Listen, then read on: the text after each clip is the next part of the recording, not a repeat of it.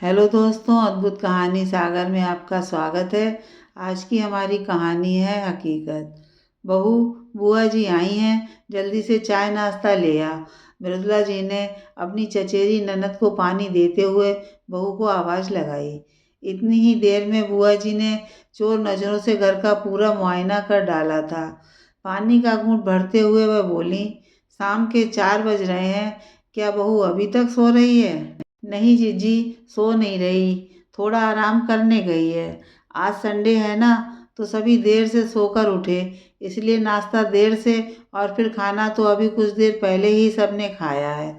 बेचारी सुबह से रसोई में लगी थी, इस बीच घर के दूसरे काम भी करती रही। खाना वगैरह बना लेती है सही से? मैंने तो सुना था शादी से पहले कभी रसोई में भी ना घुसी थी। सुबह कॉलेज के लिए निकलती तो रात को ही घर में घुसती। मेरी ननद की ननद रहती है ना उसके पड़ोस में, उसी ने बताया था। वैसे तो अब शाम होने वाली है, इस समय बहू बेटियों का सोना अच्छा नहीं लगता है। बुआ जी आंखों को गोल गोल घुमाते हुए बोली, वह भी इंसान ही है, उसे भी आराम की ज़रूरत है। वैसे उसके आने के बाद तो मुझे कितना आराम हो गया बता नहीं सकती हूँ। रही रसोई घर संभालने की बात, तो अपनी मीनू तो अभी ढंग से चाय बनाना भी नहीं जानती। वह भी तो इस उम्र की ही है, और सुबह कॉलेज जाती है तो वह भी रात तक ही घर में घुसती है, क्योंकि कॉलेज के बाद कोचिंग क्लासेस के लिए जाती है। बहू भी कोचिंग ही लेती थी, शादी के कारण बीच में ही छूट गई। मैंने तो दीपक से कहा कि दोबारा से इसकी कोचिंग क्लासेस शुरू करवाएं। इतनी मेहनत की है, उसे चूल्हे चौके में थोड़ी न जाने दूंगी। वैसे मंजुला, अब तुम खुद ही समझदार हो, लेकिन मेरा भी घर के प्रति कुछ फर्ज बनता है, इसलिए अपना समझ कर कह रही हूँ। ज़्यादा सिर पर मत चढ़ा, बाद में तुझे ही दुख देगी। ये नौकरी पर चली जाएगी तो सारे काम धंधे तेरे जिम्मे आ पड़ेंगे। फिर बाल बच्चे, घर संभालेगी या इसके बच्चों को? बड़ाई किसी को देनी नहीं है। मेरे आस पड़ोस में जितनी भी काम काजी बहुएं हैं, मजाल है कि उनकी सास 1 मिनट भी घर से बाहर निकल पाए। उधर बहुएं तो काम काज के बहाने मज़े करती हैं, और सास सारे दिन रसोई में खटती है। अपने टाइम में भी किया, और अब बुढ़ापे में बहुओं के हिस्से का भी करें। इतनी देर में मंजुला जी की बहू वैशाली चाय नाश्ता लेकर बाहर आई, तो बुआ जी ने उसे ऊपर से नीचे तक देखा। वैशाली को साड़ी और उसके सिर पर पल्लू देख बुआ जी की आंखें फटी रह गईं। वैशाली ने चाय नाश्ता एक तरफ रख बुआ जी के पैर दबाए। बुआ जी ने भी उसे ढेरों आशीर्वाद दिए। बुआ जी उसे देखते हुए बोली, बहू, तुझे साड़ी भी बांधनी आती है? मैंने तो सुना था कि तूने आज तक सूट भी नहीं पहना, यहाँ तो तुम हाथों भर भर कर चूड़ी बिछवा और पायल भी पहने हुए हो। बुआ जी की बात सुन वैशाली की हंसी छूट गई।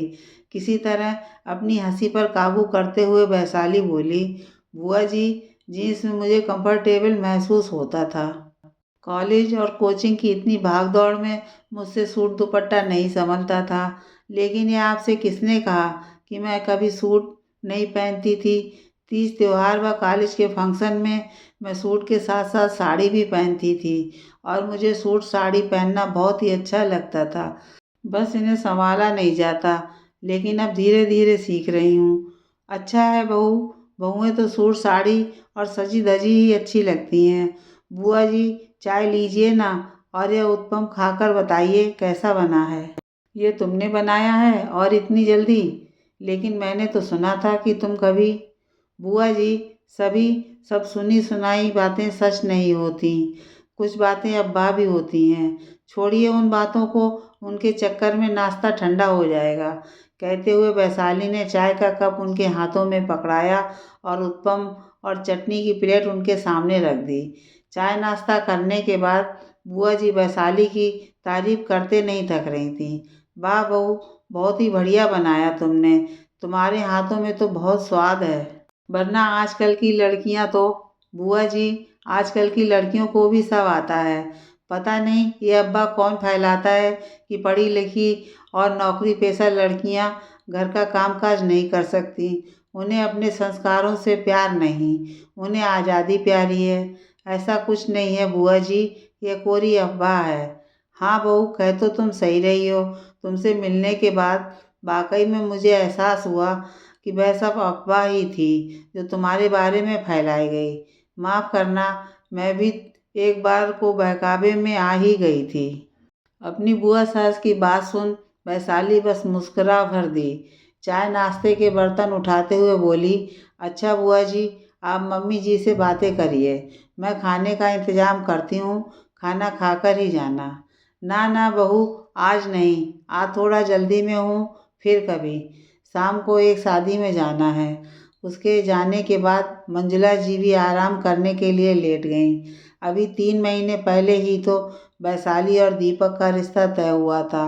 बात चल ही रही थी कि नाते रिश्तेदारों ने वैशाली के बारे में न जाने कितनी अफवाहें फैलाईं। बातों ही बातों में उन्हें यह रिश्ता तोड़ने की सलाह भी दी कि लड़की मॉडर्न है, कोएड कॉलेज में पढ़ती है, देर से घर आती है, लड़कों के साथ भी 1-2 बार घूमते देखा है। लेकिन मंजुला जी, उनके पति और बेटे ने इन अफवाहों पर आंख मूंद कर बिल्कुल भी विश्वास नहीं किया। ना ही उनकी सोच इतनी छोटी थी कि ऐसी बातें सुनकर किसी की बेटी पर शक करते, क्योंकि वे खुद भी एक बेटी के माँ बाप थे और जानती थीं कि रिश्तों की नींव प्यार व विश्वास पर ही टिकी होती है। इन झूठी अफवाहों को दरकिनार कर मंजुला जी और उनका परिवार अपने फैसले पर अडिग रहा। आज वही अफवाह फैलाने वाले रिश्तेदार उनकी बहू की तारीफ करते नहीं थकते। हाँ, कुछ अंदर ही अंदर जलते भी हैं, लेकिन मंजुला जी व उसके परिवार वालों ने पहले भी ऐसे लोगों की परवाह नहीं की थी और अब भी। आज उनका प्यार और विश्वास रूपी वृक्ष फल फूल रहा है और वह इसकी छाँव तले बहुत खुश थीं।